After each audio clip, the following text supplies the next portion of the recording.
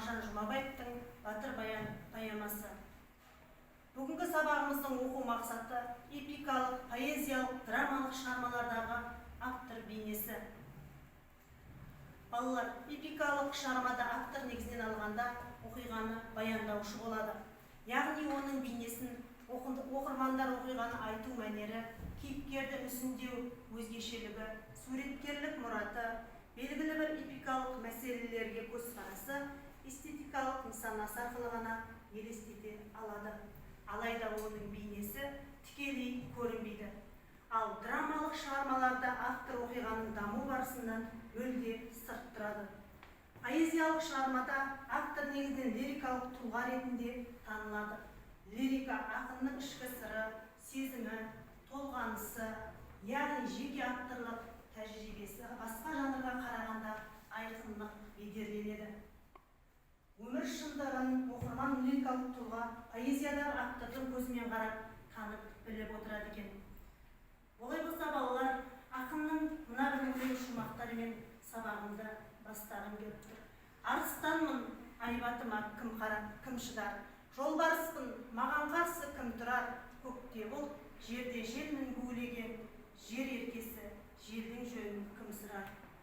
Жүректі от, рухы биік, жалынды ақын Мағжан Жұмабаев 1893 жылы солтүстік Қазақстан облысы Булаев ауданында бай дәулетті отбасында өмірге келеді. Тумасынан өте зерек, талантты, дарынды бала Мағжан 4 жасынан бастап өзінің әкесі Бекен болыстың мектебінде оқып, қазақтың арғы-бергі өлең жырларын, ертегі дастандарын түгелге дерлік жаттап алып, сусында өседі.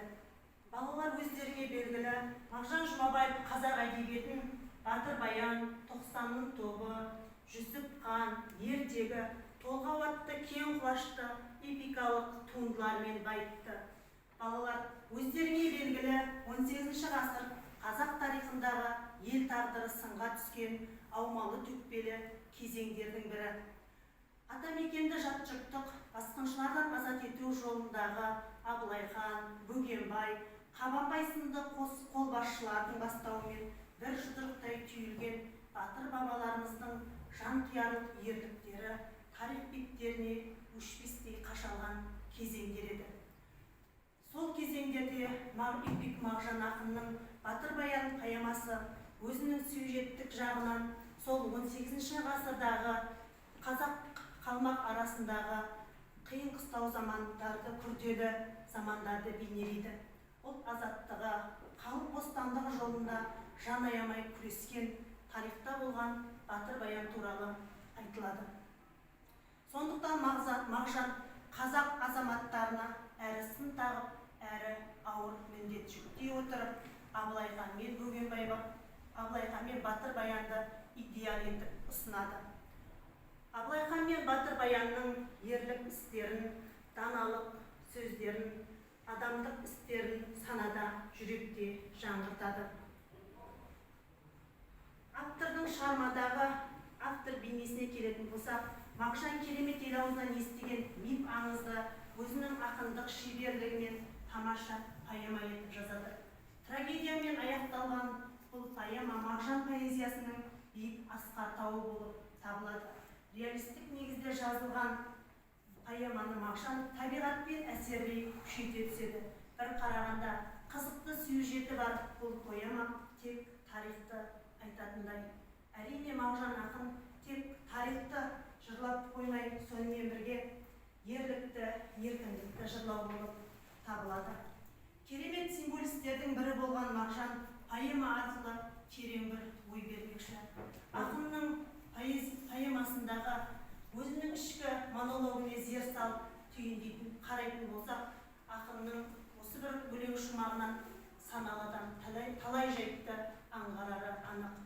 Жүрегім мен зарлымын жаралыға, сұм өмір абақты ғой саналыға, қызыл тіл қолым емес кісендеулі, сондықтан жаным күйіп жанады да.